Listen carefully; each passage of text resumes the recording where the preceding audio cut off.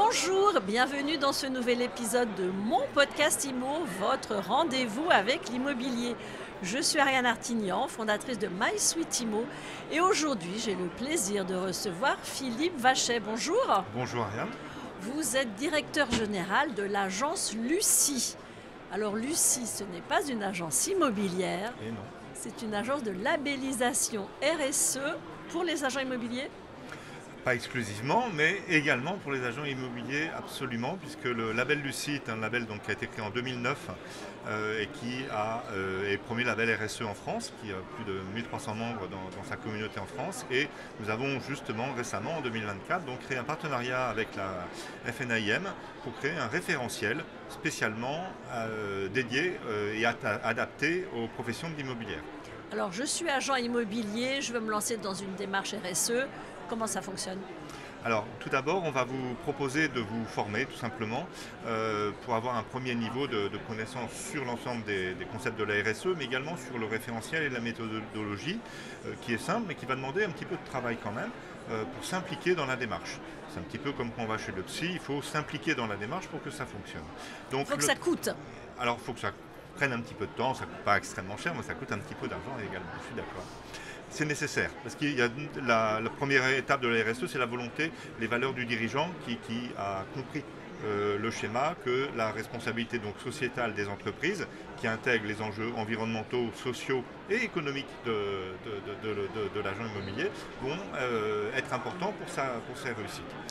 Je vous coupe la parole. RSE, tout à l'heure, on a fait une table ronde ensemble. J'ai lancé le sujet en disant la RSE, c'est la responsabilité sociétale et environnementale. Eh bien, c'est pas du tout ça. En tout cas, c'est pas complètement ça. Donc, vous rappelez à nos auditeurs, qu'est-ce que c'est que la RSE exactement ? Voilà, donc c'est la responsabilité sociétale des entreprises.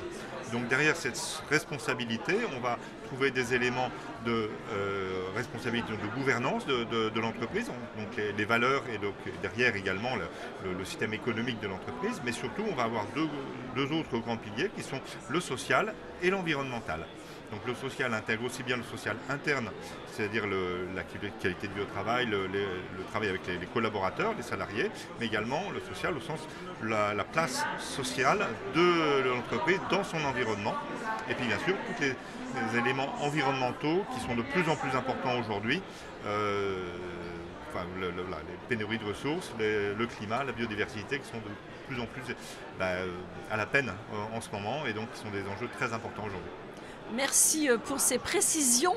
Vous étiez en train de dire qu'une démarche environnementale, c'est comme quand on va chez le psy. Il faut que ça coûte, il faut du désir, il faut le désir du dirigeant. Voilà, tout à fait. C'est-à-dire qu'il faut qu'il y ait des valeurs, donc il y a une ambition du dirigeant, et puis ensuite il y a une implication, parce que la première étape, ça va être l'autodiagnostic. On a créé un référentiel avec participation d'agents immobiliers qui ont contribué aux réflexions au travail pour monter ce référentiel qui est décliné du label Lucie standard, bien évidemment.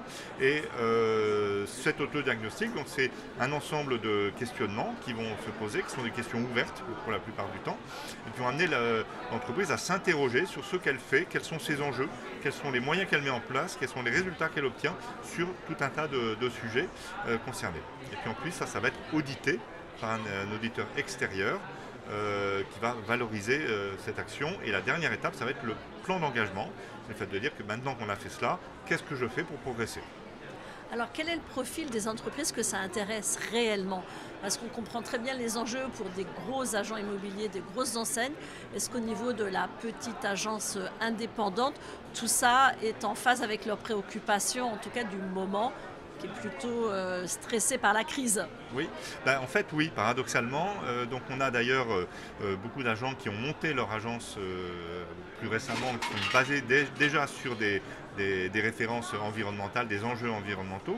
Mais ce qu'il faut bien voir, c'est que la RSE est un facteur de succès de l'entreprise et donc de l'agent. Donc en situation de crise, au contraire, le fait de retravailler sur ses valeurs, retravailler sur son attractivité employeur, retravailler sur son attractivité auprès de ses parties prenantes, c'est essentiel et c'est aussi un moyen, en étudiant son environnement, en ayant des valeurs éthiques auprès de son environnement, qu'on va mieux travailler sa résilience, donc sa résistance au changement et travailler sur le long terme. concrètement, le label Lucie, il y a énormément de membres de labellisés qui sont des moins de 50 salariés.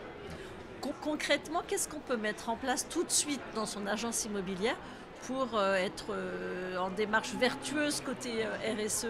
Alors, tout va dépendre de ces enjeux, mais quelques exemples. Par exemple, si on parle de rapport entre la vie privée et la vie professionnelle, on peut couper les serveurs à 19h30, 20h pour dire voilà, les collaborateurs arrêtent leur travail au-delà d'un certain horaire d'une manière sûre.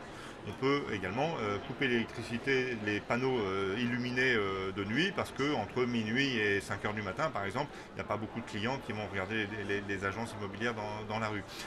Alors que ça a un impact écologique, ça a également un impact sur la biodiversité, parce que ça fait fuir les petites bestioles dont on a besoin. Et qui tournent autour des lumières. Voilà. Pour deux exemples, un plutôt social, un plutôt environnemental. On n'a pas parlé de la parité encore, ça fait partie des éléments RSE pourtant. Absolument, absolument. C'est un point tout à fait important. Donc le respect de la parité, rentre dans l'égalité des chances. L'égalité des chances au travail, sur sa carrière, sur sa formation, sur son salaire.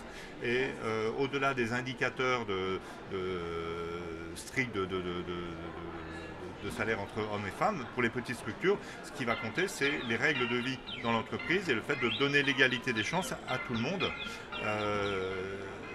dans ce cadre-là. Un dernier conseil pour les agents immobiliers, les professionnels qui nous écoutent, Philippe Vachet? Écoutez, formez-vous et lancez-vous. Formez-vous tout d'abord, donc il y a l'ESI, donc l'agence de formation de l'AFNAIM propose des formations en partenariat avec l'agence Lucie. Ça permet de se sensibiliser, de comprendre les enjeux et ensuite lancez-vous parce qu'il y a urgence à être performant dans un monde en crise. Merci beaucoup Philippe Vachet, je rappelle que vous êtes directeur général de l'agence Lucie. Merci à vous Ariane. Quant à moi, je vous dis à très vite pour un nouvel épisode de mon podcast IMO à écouter tous les jours sur MySuite IMO et sur toutes les plateformes.